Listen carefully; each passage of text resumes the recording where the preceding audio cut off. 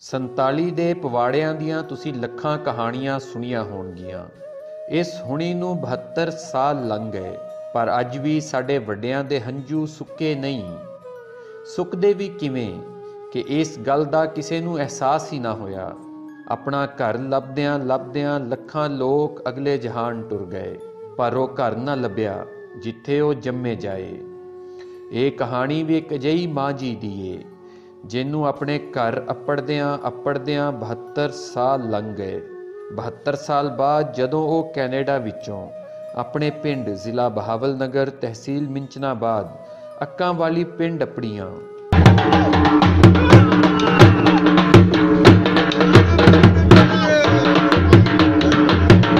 ਪਿੰਡ ਵਾਲਿਆਂ ਨੇ ਆਪਣੀ ਧੀ ਨੂੰ ਕਿਵੇਂ ਜੀ ਆਇਆਂ ਨੂੰ ਆਖਿਆ, ਇਹ ਵੀ ਆਪਣੀ ਮਿਸਾਲ ਆਪ ਏ। ਜ਼ਰਾ ਦੇਖੋ ਤੇ ਸਹੀ।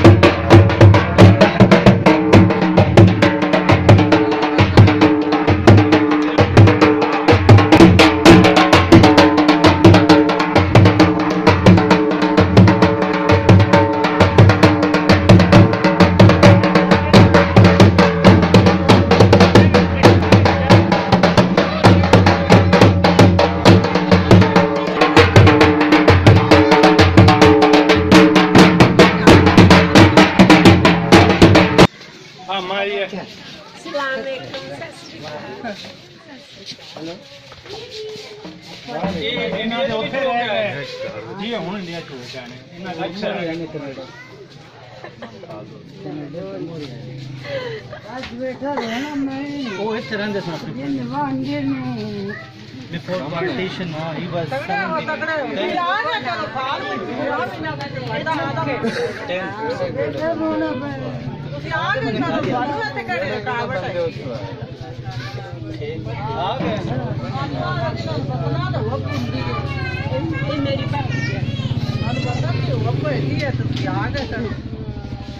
ਸਾਡੇ ਛੋਟ ਬੜਾ ਸ਼ੌਕ ਨੂੰ ਕਹਿੰਦੇ ਯਾਤੀ ਨਾ ਮੈਂ ਤੁਹਾਨੂੰ ਸਦਾ ਹੀ ਰੱਖਾ ਕਰਦੀ ਦਾ